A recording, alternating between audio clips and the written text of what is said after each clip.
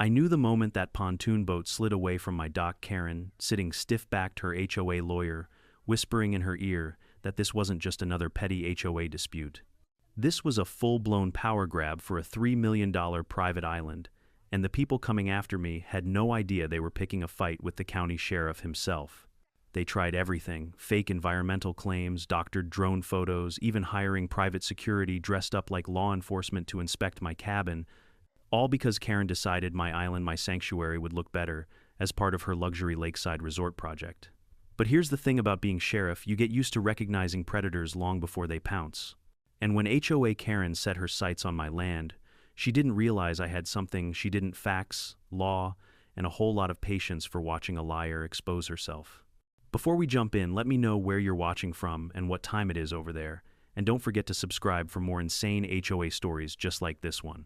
3 years before all this madness, my life had been a whole lot quieter. I wasn't rich, I wasn't looking for a fight, and I definitely wasn't imagining I'd end up defending a private island from the most unhinged HOA president I'd ever met. Back then, I was just Theo Marshall, a middle-aged sheriff who loved a good cup of black coffee, a quiet morning patrol, and weekends spent anywhere but around people complaining about lawn heights and mailbox colors. Then Aunt Eleanor died. God rest her soul. She was eccentric, brilliant, and stubborn as a brick wall. I expected maybe a little money, maybe a piece of furniture from her old lake house. What I didn't expect was an entire lakefront property and a tiny man-made island smack in the middle of the water. The letter from her attorney didn't feel real at first. I remember rereading the line, "To my nephew Theo, I leave my island, keep it safe," about 5 times before sitting back and laughing. I thought she was being poetic. I thought island meant a patch of land, a sandbar, or a cute nickname she gave some protruding rocks. But no. It was a genuine island, about the size of a small baseball field back then, barely rising above the water. Over the years, she had hauled in gravel, reinforced the shoreline, planted little shrubs, and even registered it as an independent parcel with its own lot number. The woman really built a tiny sovereign kingdom out there, one the county recognized, one the state taxed, and one every HOA within 10 miles had absolutely zero authority over. I didn't appreciate the genius of that until later. At the time, I was just fascinated. I spent the better part of a year sorting through all the paperwork Eleanor left behind: permits, environmental assessments, water rights, zoning letters. She didn't just build a quirky retreat, she built a legal fortress. It would take an army of bureaucrats to touch that island. So I followed her blueprint. I brought in contractors to stabilize the shoreline. I expanded it by a few feet with carefully placed fill, all approved. I built a modern micro-cabin, solar power, rainwater filtration, composting toilet, everything off-grid and eco-friendly. I put in a reinforced dock so my kids could safely jump off it in the summer. If Eleanor had built the foundation, I built the legacy. My wife loved the place. My kids loved it even more. Long weekends, school breaks, we'd pack up fishing rods, hot dogs, and board games, and the whole world felt miles away. No radios, no HOA complaints, no calls about teenagers drag racing on county roads. Just quiet. Even as sheriff, I needed that escape. Maybe especially as sheriff. There's something about spending every day dealing with people's worst impulses that makes you appreciate a little patch of earth where none of that can reach you. The lake itself wasn't huge, 40, maybe 50 acres, surrounded by old farmland on one side and modern suburbia creeping in on the other. For a while, nobody bothered me. The lake was too small to attract boaters, too shallow for big fishermen crowds, and too inconvenient for tourists. Perfect, in other words. Then Pine Water Reserve started construction on the Eastern Valley. Now, if you've never heard of Pine Water Reserve, imagine the kind of neighborhood where the brochures use phrases like elevated lifestyle curation, and the houses come with mandatory memberships to committees you didn't ask for. The kind of place where a guy in loafers and a golf visor will lecture you about the angle of your garden hose. I figured they'd stay on their side of the lake. Pine Water was fancy, expensive, pristine, as in prepackaged plastic pristine. I'm talking lawns cut with laser precision kids on electric scooters and Amazon drones buzzing overhead like grumpy metal mosquitoes. At first it seemed harmless. Residents would kayak out on weekends. Kids would paddle closer and shout, "Cool house," before their parents pulled them away like I was harboring contraband. I'd wave. I wasn't a hermit, I didn't mind the curiosity. Then I found one of their glossy brochures washed up on my shore. The aerial photo of the lake was edited so heavily that the island, my island, was blurred out like it was some kind of government secret. The rest of the lake was crisp blue and postcard perfect. The center a smudged gray blotch. That was the first flicker of unease. Not anger, just suspicion. But suspicion didn't stop me from enjoying the place. On a warm weekend afternoon, I was knee-deep in the water clearing debris from the intake pump.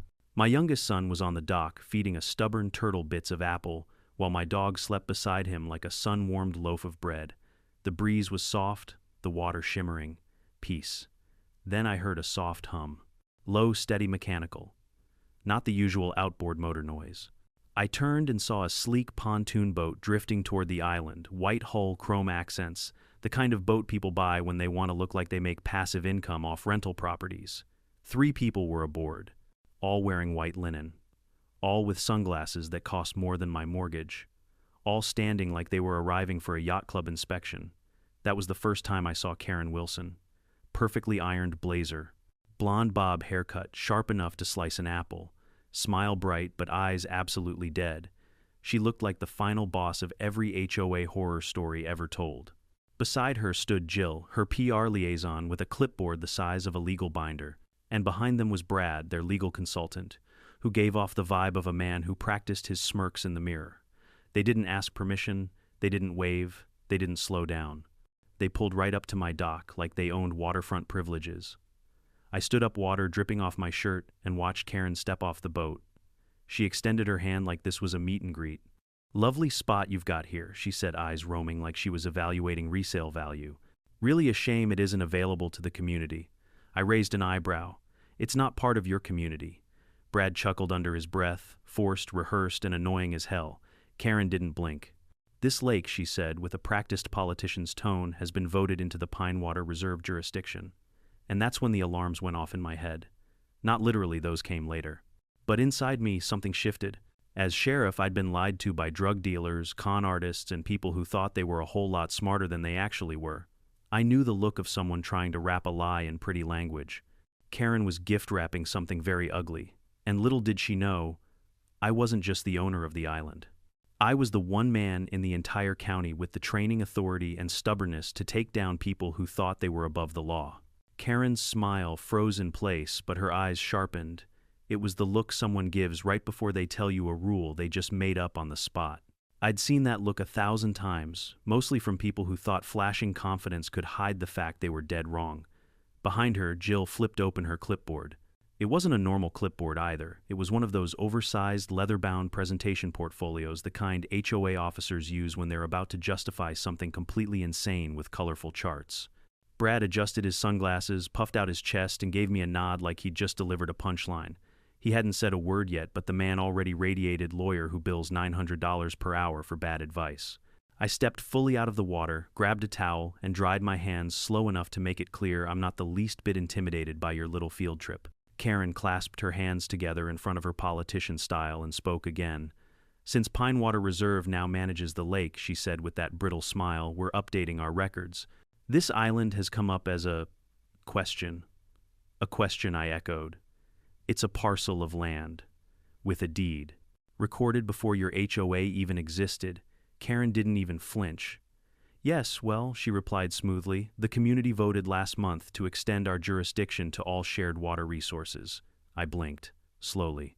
"You mean your HOA voted?" I said. "Among yourselves." She nodded enthusiastically. "Exactly. A unanimous decision. That doesn't mean anything to the county, or to the state, or to me." Her smile stiffened. "When a community acts together, we believe it should mean something." I tossed the towel over my shoulder. "You believe wrong." Brad chose that moment to speak for the first time, leaning forward with a swagger that screamed trust fund kid who thinks quoting statutes makes him dangerous. "Actually," he said, drawing out the word like a lecture when an HOA expands jurisdiction, "it doesn't." I cut him off. "Not over land it doesn't own. Not over water it doesn't manage. And definitely not over an island that predates the HOA by 30 years. Brad opened his mouth, closed it, then adjusted his sunglasses again. I almost felt bad for the guy. He had walked into a battle with someone who actually knew the law instead of pretending to. Karen snapped her fingers lightly toward Jill. "Jill, the report." Jill nodded and pulled out a glossy folder. She opened it and turned it so I could see. Inside were photos, drone photos taken from high angles and printed with little red circles. They had circled my solar panels, my dock, my erosion reinforcements, even a composting toilet pipe. This Jill began in the tone of a kindergarten teacher explaining shapes is considered unregulated development on a shared resource. I stared at the folder, then at her. You know, I said if you're going to doctor drone images, maybe crop out the Pinewater landscaping trucks reflected in the water. Karen stiffened. Jill blinked. Brad coughed. I continued, and that solar array? Fully permitted. County approved. Twice. Inspected. You want the names of the inspectors? I know them. Karen pursed her lips. We're not here to argue, she said, voice tight. We're here to offer solutions. I couldn't help it, I laughed. Not a big laugh, but enough to break her rhythm. Solutions, I repeated. To what problem? Karen took a small breath, steadying her tone.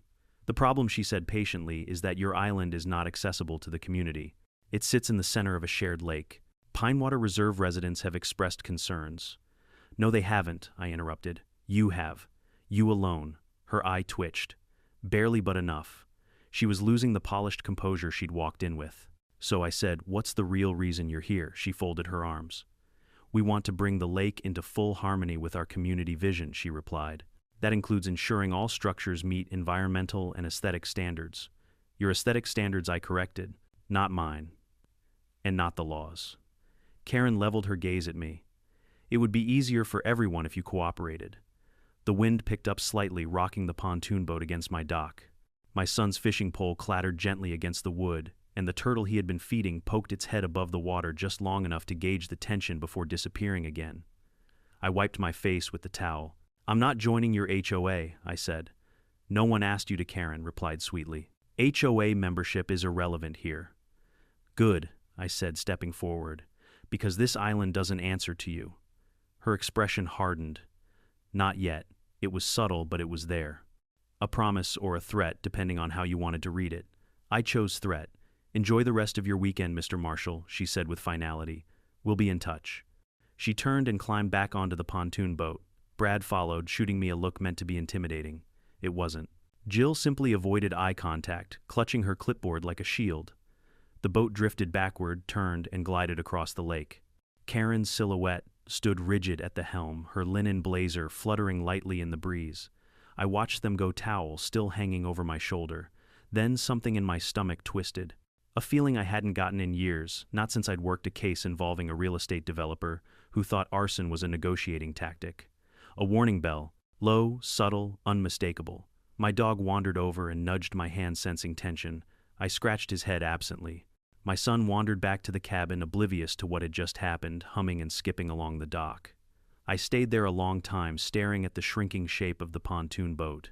Karen had said 6 words that rattled me more than anything. We voted to extend our jurisdiction. HOAs can vote on flower beds, fencing, guidelines, mailbox height, parking rules, but they cannot rewrite land titles. They cannot lay claim to land they don't own. They cannot invent authority. Unless they try to make the county believe it's legal.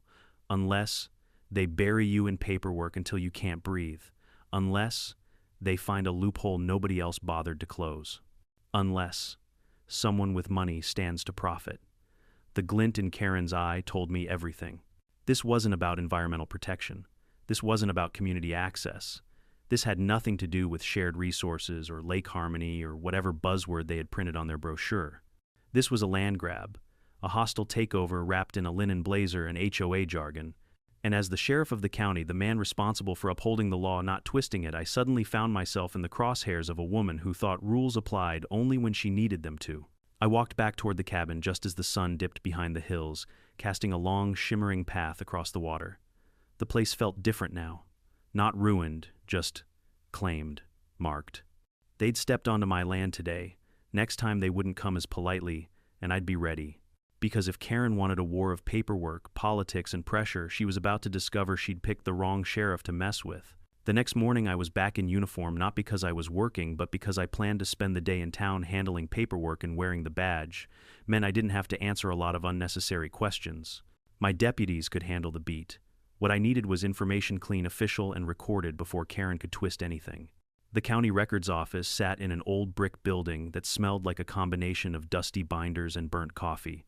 I'd been here 1,000 times, sometimes to file warrants, sometimes to settle disputes between neighbors who hated each other more than I hated HOA bylaws.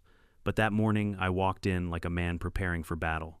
Drew, the clerk on duty, looked up as I stepped inside. Bald head, thick glasses, Marine Corps tattoo running down his right forearm. He was one of those guys who loved paperwork the way some people loved puppies. Every time I visited, he'd tell me about some new loophole he discovered while reading zoning code for fun. "Forced vacation today?" Sheriff Drew asked, grinning. "Not exactly." I leaned on the counter. "I need everything you've got on Pine Water Reserve's expansion filings, land use petitions, environmental submissions, anything related to the lake." Drew's smile faded. "Uh-oh, sounds like trouble." "You could say that."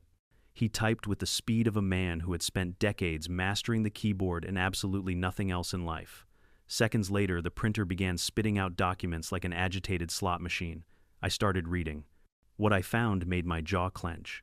Pine Water Reserve had filed a petition quietly, strategically, to reclassify the entire lake as a community-managed recreational ecosystem. That was a fancy way of saying, "We want authority and will disguise it as environmental concern." The wording was dangerous. Not illegal, but carefully crafted to tug at the heartstrings of county officials who didn't understand the subtle landmine buried inside the request. Worse, the proposal listed unregulated shoreline disruption as a threat to the lake's long-term health. And the accompanying aerial photos, they circled my island, my dock, my solar panels, my rainwater filtration unit, everything. I flipped through the pages, heat rising inside my chest. A part of me, the sheriff part, wanted to stay objective, to analyze the facts logically. But the man part of me, the man who'd poured sweat, money, and love into that island, he was starting to boil. Still, I kept reading. The petition had already moved forward. It was now in the hands of the County Environmental Review Council. That council had the power to trigger inspections, restrictions, and temporary access limits for ecological safety. In other words, Karen was trying to weaponize environmental protection laws to trap me in bureaucratic quicksand. I rubbed my forehead. "You've got to be kidding me," Drew chuckled bitterly.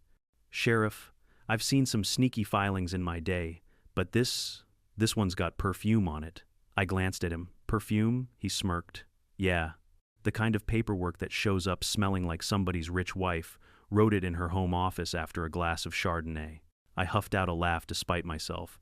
"That accurate, huh, Sheriff? I've met the woman," he said, lowering his voice. "She came in here 2 weeks ago asking how to expedite jurisdictional transitions. I told her that's not a real phrase. She winked at me and handed me a brochure."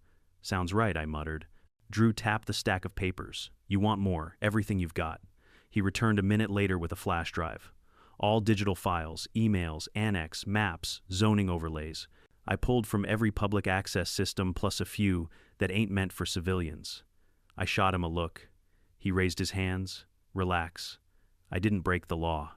But let's just say some departments don't label their files clearly." I pocketed the drive. "Thanks, Drew. Anytime." And Sheriff, he leaned closer. "If Karen's playing dirty, you should know she didn't file everything under Pine Water Reserve."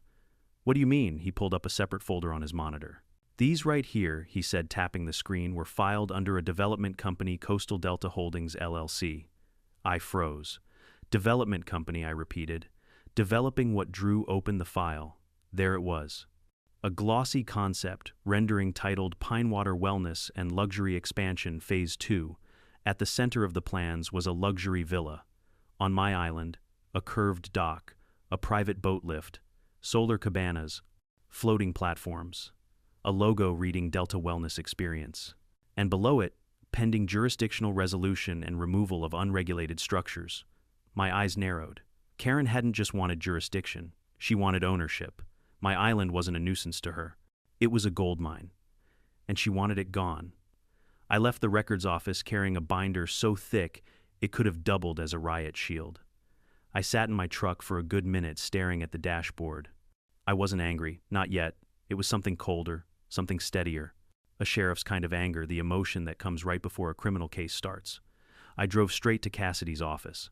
She worked out of a refurbished brick building that used to be a post office, and now smelled faintly of cinnamon candles and legal doom. When I walked in, she was sprawled across her chair with a pen between her teeth, reading 3 files at once. She looked up.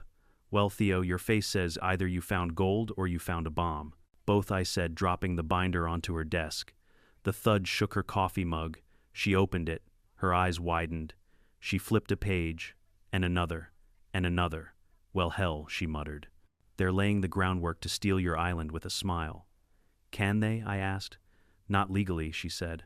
But they can stall you, bury you in inspections, hit you with access restrictions, maybe even temporary demolition orders if they fake environmental threats. They'll suffocate the island slowly. And the villa plans, she tapped the page. This is the smoking gun. They're not trying to protect the lake, they're trying to turn your island into a cash cow. I folded my arms. So what do? Cassidy leaned back, flipping the pen in her hand like a switchblade.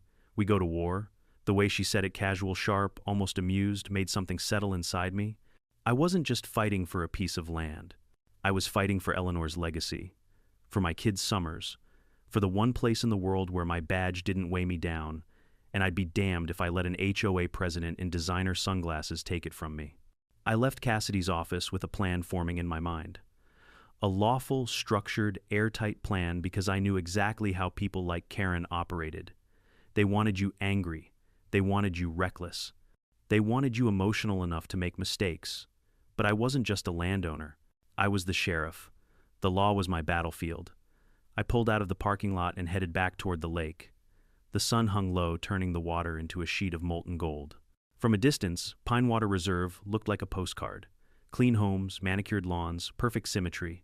But beneath that neat little surface, something rotten was brewing. As I approached the dock, I caught sight of something new on the shoreline opposite the island.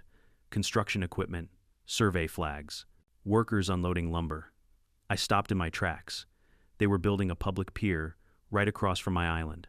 The first move in a long game. And just like that, the warning bell inside me went from a faint hum to a ringing siren. I stood on my dock for a long minute staring at the opposite shore. I could see the bright orange vests of the workers, the clatter of lumber being unloaded, and the unmistakable outline of survey tripods lining the shoreline like a military formation. Even from this distance, I could hear the rhythmic pounding of stakes being driven into the soil. A public pier. And not just any pier, something oversized, overbuilt, and overfunded. They weren't hiding it. They weren't easing into things. No, this was a declaration. A way of planting their HOA flag as close to my island as humanly possible without renting a boat. I pulled out my binoculars, the same pair I used on patrol when scanning tree lines for missing hikers. Through the lenses, I could see a large sign propped against a truck. Pine Water Community Pier. Phase 1 Restoration Project Restoration. A word that had been twisted so many times by HOAs it might as well mean, we're doing whatever we want.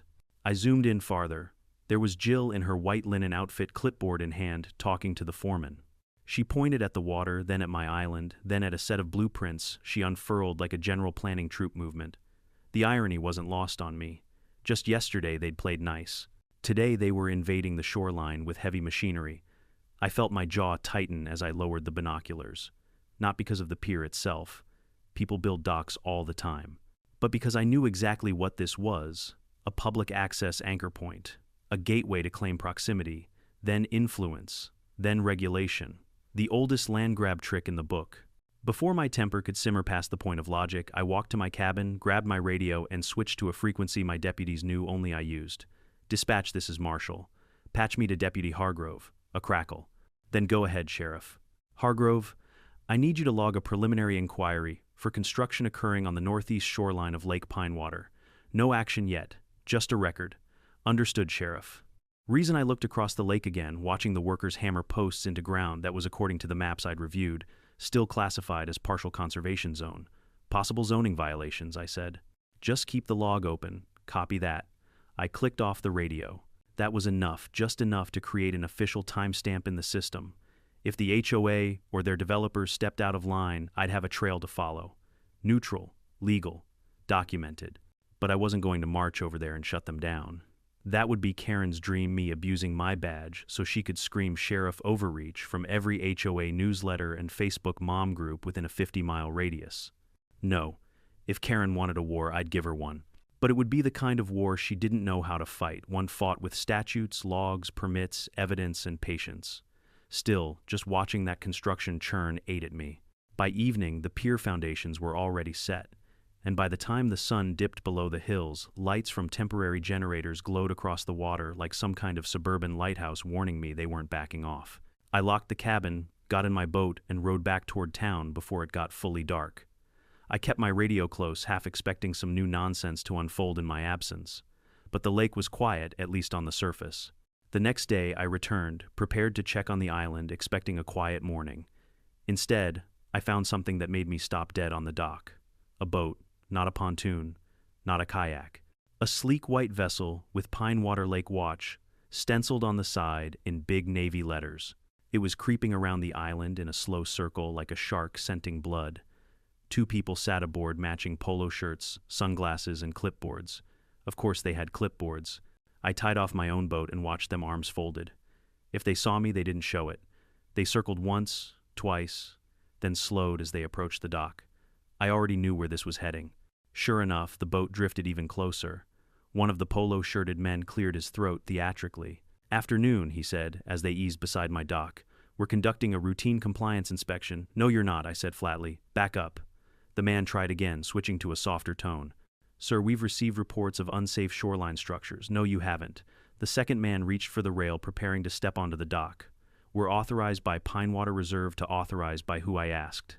Your HOA, your board, your PR department." The first man lifted a shiny metal badge clipped to his belt, too shiny, too perfect, too mass-produced to belong to any real agency. "This grants us access," he said. I laughed. Not even politely, just laughed. Then I reached down, untied the dock cleat, and shoved their bow off the dock with one hard push. The boat drifted back, the man scrambling for balance. "Sir," the first guy barked. "You don't have jurisdiction," I said. "You don't have legal standing. And that badge, you can buy a pack of those online for $14.99. The second man glared. "We can report you for obstructing. Obstructing what your cosplay. If they'd had actual authority, they wouldn't have backed down. But they did. They drifted backward, embarrassed and furious, writing something on their fake forms like children pretending to take notes. When they finally motored off, I lowered myself onto the dock steps and ran a hand through my hair. They were escalating testing boundaries, probing weaknesses, gathering whatever scraps they could twist into ammunition. I stayed on the island the rest of the day, doing small repairs, checking my security cameras, clearing brush from the path. But a heaviness followed me around like a storm shadow. Late afternoon, as I was setting up a new motion sensor, I looked up and froze. A woman stood on the nearly finished pier across the lake, holding her phone up, recording. She wasn't filming the lake, she wasn't filming the construction, she was filming me. I raised a hand in a polite wave, the kind you give a nosy passerby, to let them know you see them. She flipped me off, not once, but twice, then kept recording. For the first time since this whole mess began, I felt something under my skin that wasn't anger. It was the cold sense that the HOA wasn't just trying to take the island. They were trying to villainize me, frame me, turn me into the enemy of the lake. I finished my work in silence and made a decision. If they were watching me, then I needed to know exactly what they were planning.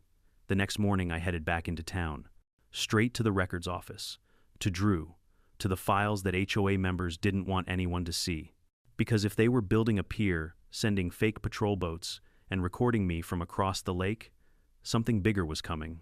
Something far uglier. Something they thought I wouldn't see until it was too late. They were wrong. I'd spent my entire career recognizing when predators were circling, and the HOA had just made the mistake of circling a sheriff. Before sunrise the next morning, I was already driving toward the county seat, coffee steaming in the cup holder, and a coil of tension tight in my chest. I'd barely slept. Every time I closed my eyes, I saw that woman on the pier pointing her phone at me like she was collecting evidence for a crime I hadn't committed. I knew the look, someone preparing a narrative, not documenting a moment. And I'd spent too many years as sheriff to mistake that for harmless curiosity. When I reached the county building, the parking lot was empty, the sky still dark. Drew wasn't due for another 20 minutes. But when I knocked on the locked glass doors, I saw him through the lobby window, already inside, sipping sludge-like coffee from his metal thermos. He shuffled over and unlocked the door. "You're early," he said, blinking at me through fogged glasses. "You ever seen Pinewater do something that wasn't sneaky?" I asked. He snorted. "Fair point. Come on in." I followed him through the narrow hallway lined with filing cabinets, each one packed with records older than both of us combined. "Tell me," I said as he powered up his computer, "what else do you have on that development company?" "Coastal Delta Holdings." Drew cracked his knuckles. "Let's see." He started typing. The screen flashed through various department databases. Land use, environmental, business registry, infrastructure proposals. Finally, he opened a folder labeled Phase Dev Applications. Private. He clicked. Dozens of files popped up. A second later, the printer started rumbling again. Coastal Delta has been very busy, Drew muttered. Filed under different departments, different divisions, sometimes with different shell company names. But it all funnels back to the same place. He printed the first packet and handed it to me. What am I looking at? I asked. A multi-phase rejuvenation initiative, he said, lifting his fingers in air quotes as if the phrase were allergic to honesty. I skimmed the pages. Floating yoga decks, modular rental cabins, a Zen kayak beach, and right in the center my island replaced with a 2-story glass and wood villa featuring private docks, wraparound decks, and a spa. I felt my stomach knot. This is a done deal, I said quietly. They've already sold the idea. They're trying to Drew corrected. Nothing approved yet, but they're courting investors. Hard. I read deeper. The next page made my jaw clench. A series of emails, some from Coastal Delta staff, some from Pine Water Reserve HOA, and one from a familiar name, Karen Wilson. Her email said, pending successful jurisdictional resolution of the island encroachment issue, Phase 2 construction can begin Q2 next year. Attached is the updated render for investor review. Below it, a message from a Coastal Delta executive.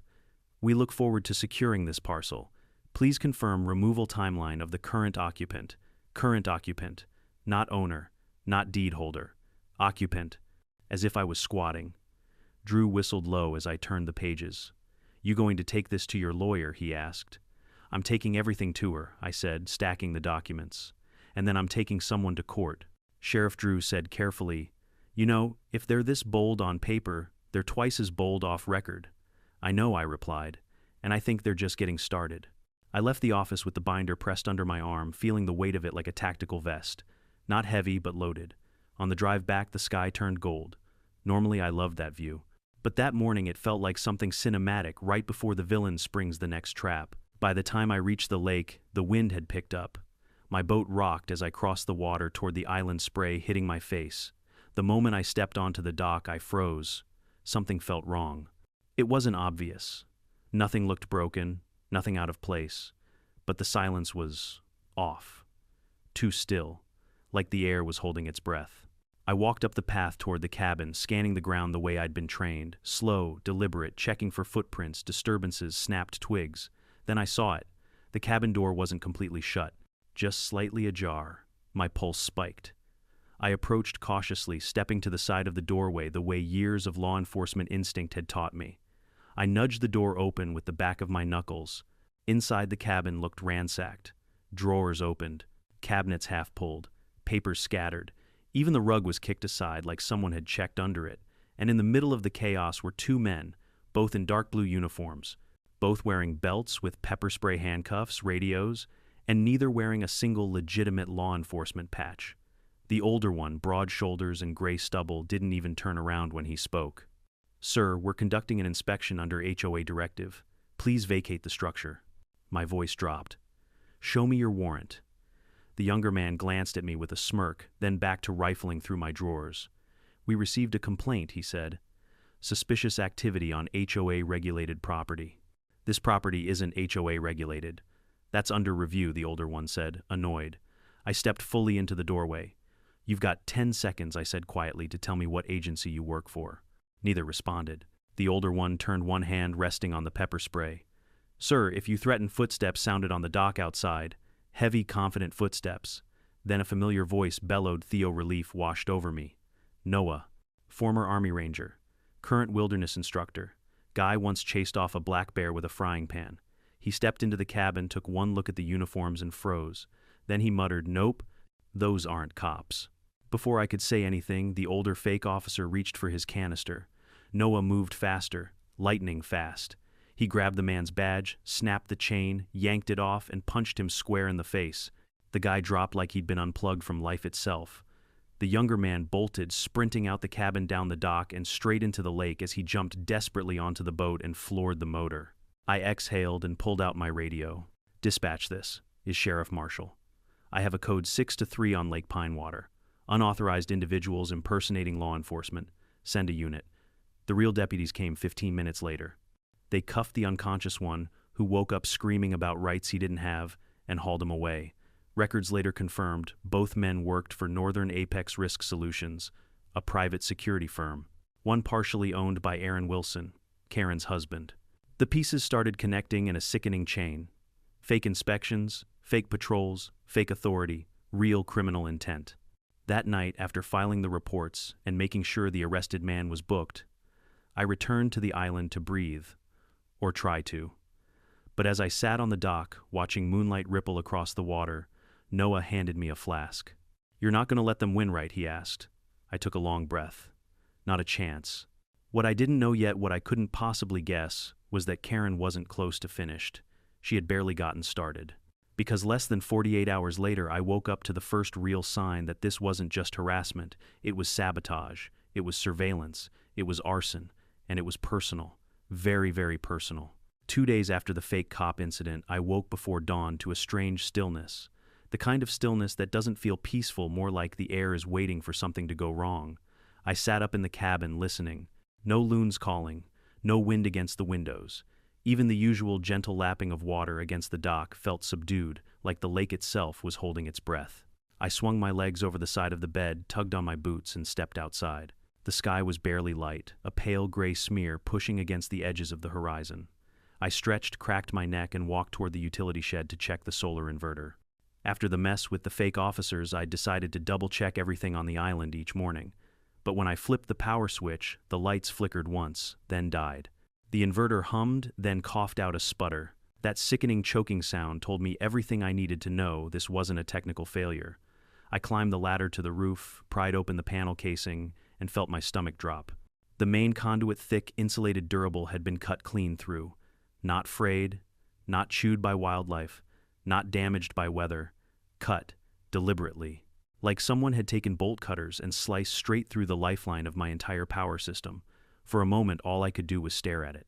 The silence of the island suddenly felt hostile. I climbed down, went straight for the water collection system, and checked the main filtration line. At first glance, it looked untouched. But then I noticed a small anomaly, a pile of smooth river stones stacked too neatly beneath the pipe, like someone had tried to hide something. I crouched. Underneath the stones was a small black device the size of a lighter, blinking a faint green pulse. A GPS tracker. Wired, shielded, industrial grade. My chest tightened. I picked it up carefully, turned it over, examined the edges. A tiny engraved serial number gleamed beneath the morning light. This wasn't some cheap Amazon gadget. This was professional surveillance equipment, and someone had been close enough on my land to plant it. I stood up slowly, scanning the tree line. The island was small, and I'd always thought that made it secure.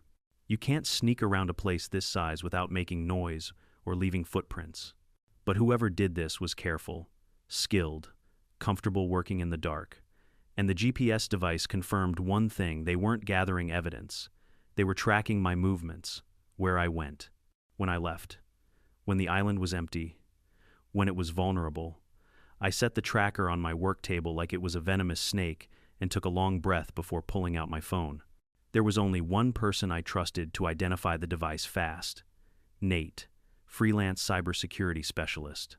Socially awkward, always drinking energy drinks, always wearing mismatched socks. Brilliant in ways I still didn't fully understand. I'd helped him fix his boat dock last winter and saved him from drowning once when he fell in wearing 2 jackets for some reason. He owed me. He picked up on the second ring. "Sheriff," he croaked, sounding like he'd swallowed sandpaper. "What's wrong? I'm bringing something to your shop," I said. "Don't touch it when I put it down." He paused. "Is it explosive?" "No. But it's not friendly. Copy. Bring donuts." I hung up, slipped the tracker into a padded container, and took my boat across the lake.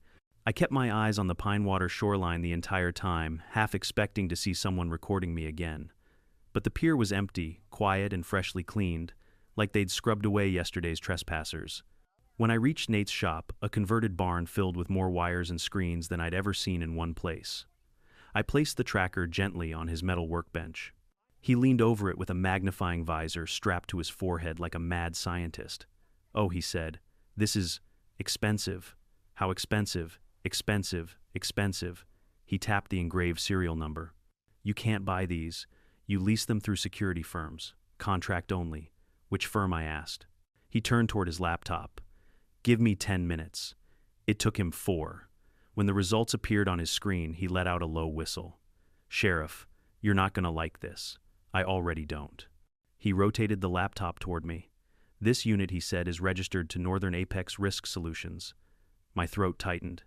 That's the same company those fake officers worked for. And he added carefully, according to the internal data routing, the tracker was linked to a parent company for remote monitoring. I stared at the screen, every muscle in my body tensing. What parent company, I asked. Wilson Holdings Group. The room went silent. Karen's husband. Same last name, same type of money, same connections, same smug entitlement. Every single violation, every intrusion, every fake inspection, every drone photo, all of it flowed back to the same source, the HOA president's family. It wasn't just harassment. It wasn't even just a land grab. This was coordinated, funded, strategic, and personal. I thanked Nate, took a photo of the serial number, and drove back toward the lake with the kind of focus I hadn't felt since my early days in law enforcement. Back when things were simpler and bad guys wore their wrongdoing on their faces instead of behind linen jackets and HOA meeting minutes. The sun was setting by the time I reached the island again. Gold light spread across the water like melted metal. I wanted to admire it. God knows I used to admire it, but now it just looked like a spotlight shining on a battlefield.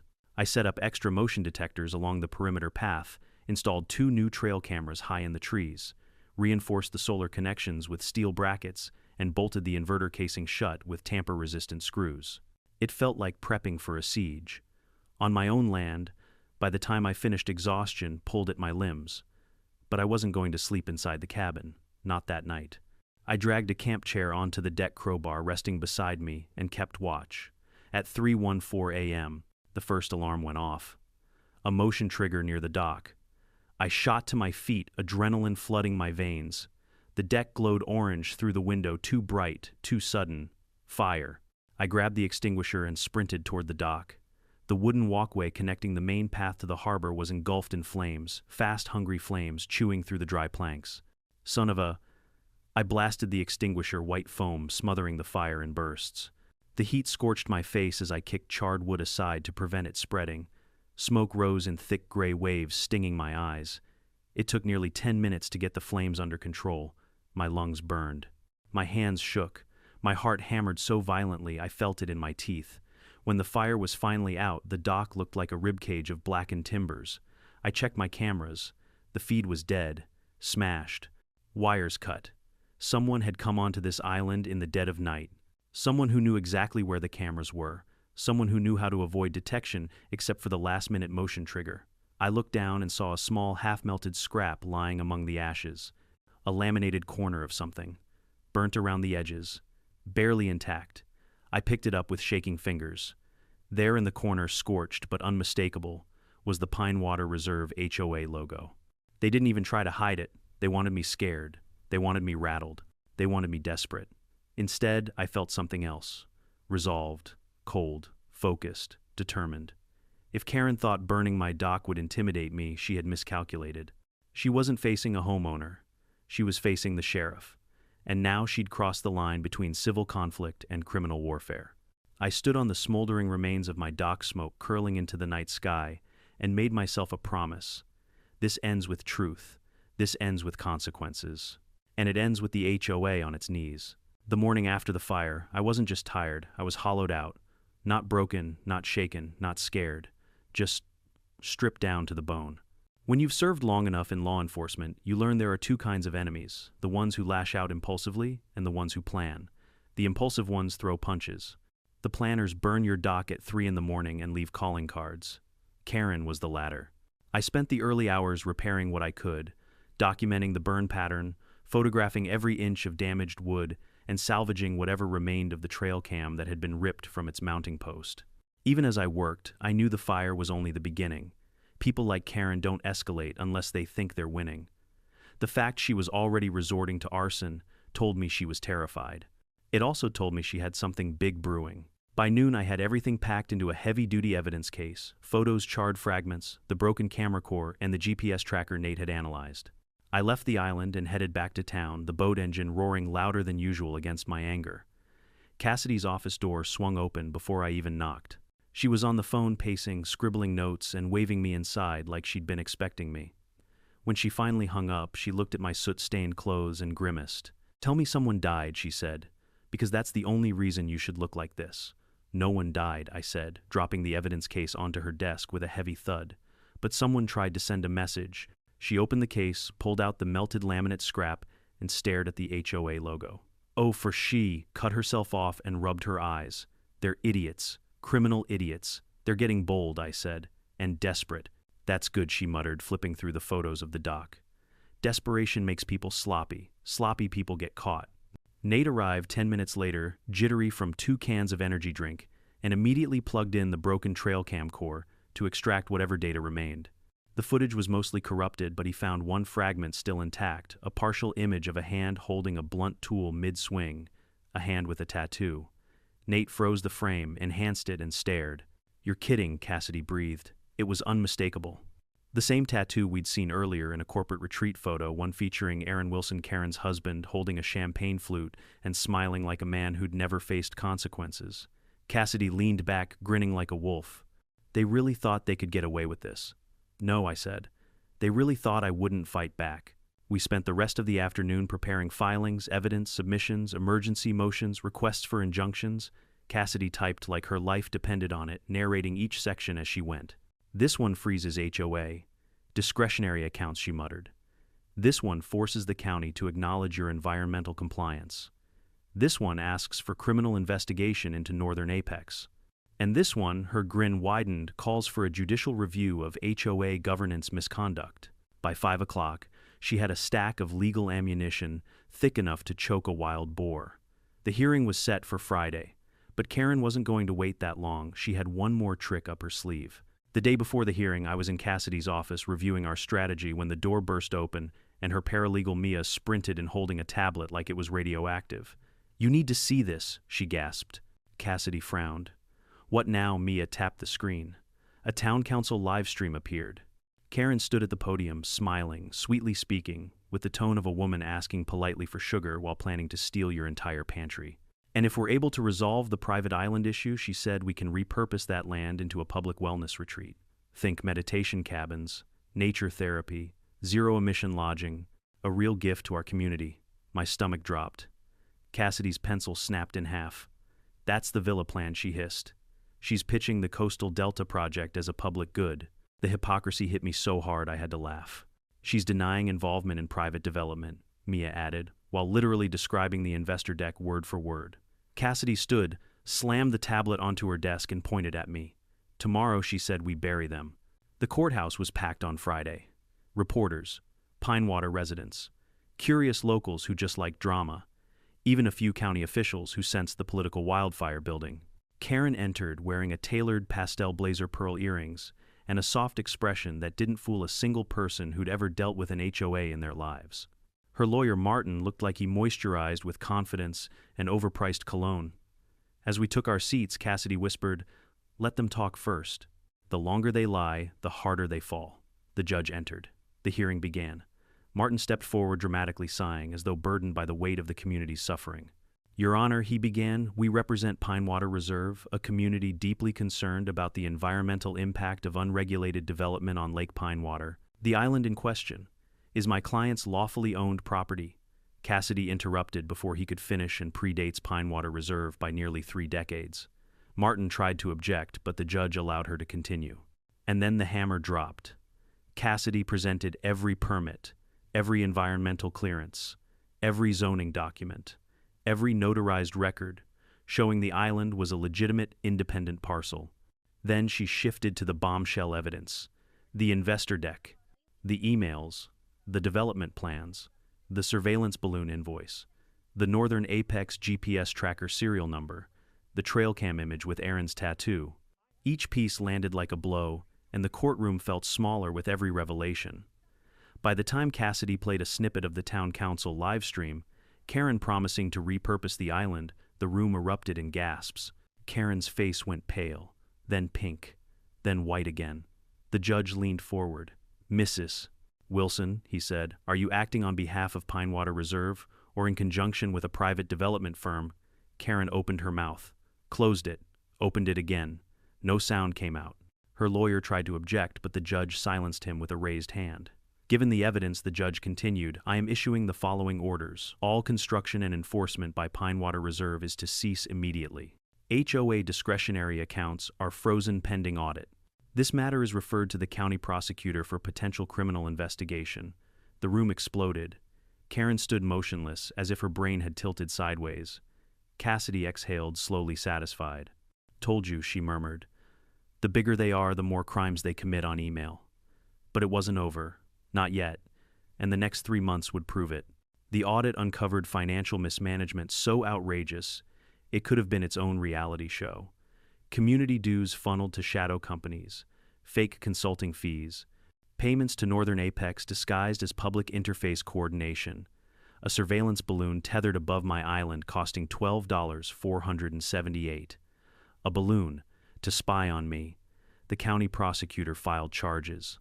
Fraud, unlawful surveillance, false representation of authority, conspiracy to commit arson. Karen and Aaron were arrested. In the final trial, Karen didn't wear pearls. She wore handcuffs. The jury convicted them both. 12 years. No parole for at least 5.